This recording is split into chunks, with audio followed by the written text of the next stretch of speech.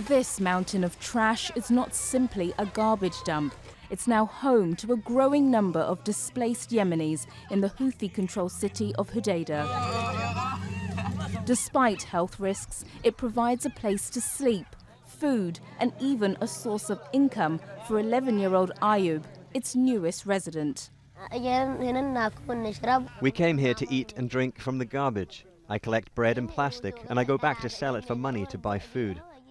The nearly 3-year war in Yemen has led to a diphtheria outbreak that's spreading quickly, a cholera outbreak that's killed more than 2,000 people, and the deaths of thousands more from the violence, disease, and malnutrition. The Saudi-led coalition has been an utter disaster for the civilians of Yemen.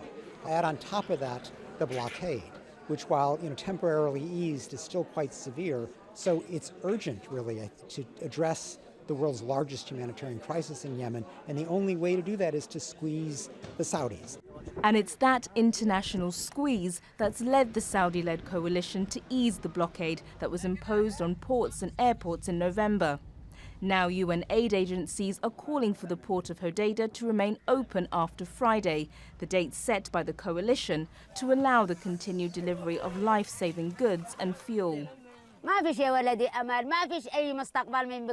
There's no future in the country. Better do this than beg. We gather plastic bottles and bread and make do with what we can get.